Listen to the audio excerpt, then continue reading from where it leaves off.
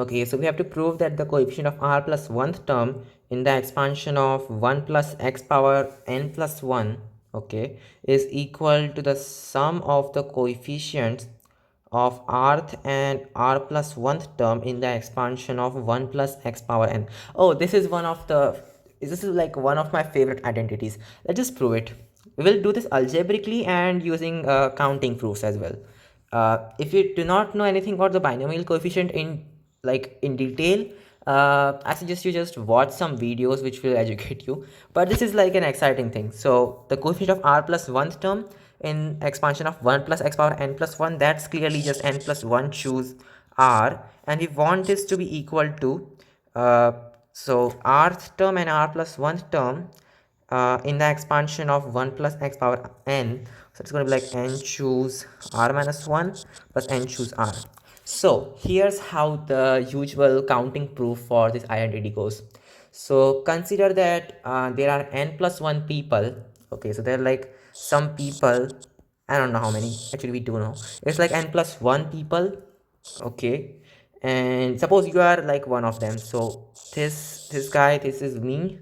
Okay, and you want to find the number of ways in which you can find like a subset of these n plus 1 people which has r elements. In other words, you want to choose I wait r elements, or yes, r elements. So you want to choose r people out of these.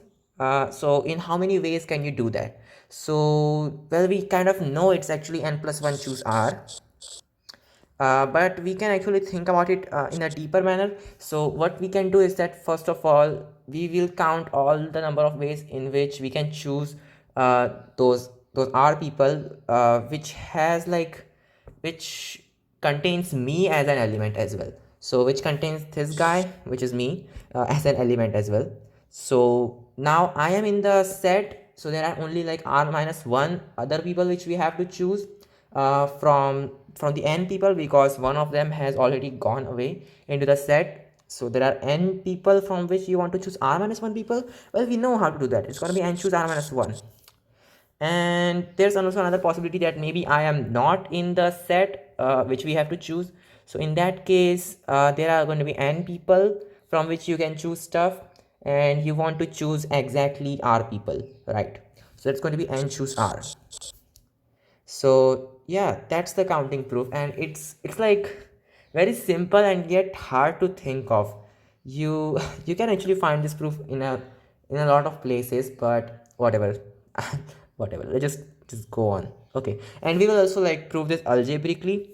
So n plus 1 choose r, that's going to be n plus 1 factorial upon their difference, which is n plus 1 minus r factorial and r factorial, and we want this to be equal to this. So like we want this to be equal to, so this statement is actually the same thing as this statement, which is that n factorial upon their difference, which is like r, so r minus 1, right? So n plus 1 minus r factorial and r minus 1 factorial,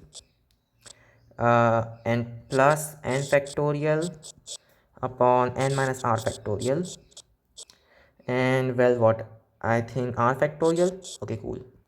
So here's what we can do. We can first of all like form another equivalent statement. So we can cancel some stuff. Maybe this factorial will get cancelled with that stuff. Okay, and then you got n plus 1 minus r is 1 more than n minus r. So we can cancel this factorial over there as well. So that's gone. And you can also similarly cancel away this factorial. So that's gone. Cool. So you just get like n plus 1 upon n plus 1 minus r into r is the same thing as like 1 upon n plus 1 minus r plus 1. Is that a true statement? Well, let's just see. I think I made some. Oh, that's supposed to be r over there, not 1. So this factorial gets cancelled. So like 1 upon r. Okay, so yeah, this does seem like a true statement, because if you cross multiply this guy, you're going to get r plus n plus 1 minus r, which is just n plus 1. And then over here you get this thing like n plus 1 minus r into r stuff. So yeah, algebraically also this is a a valid identity. So cool, I will see the next one.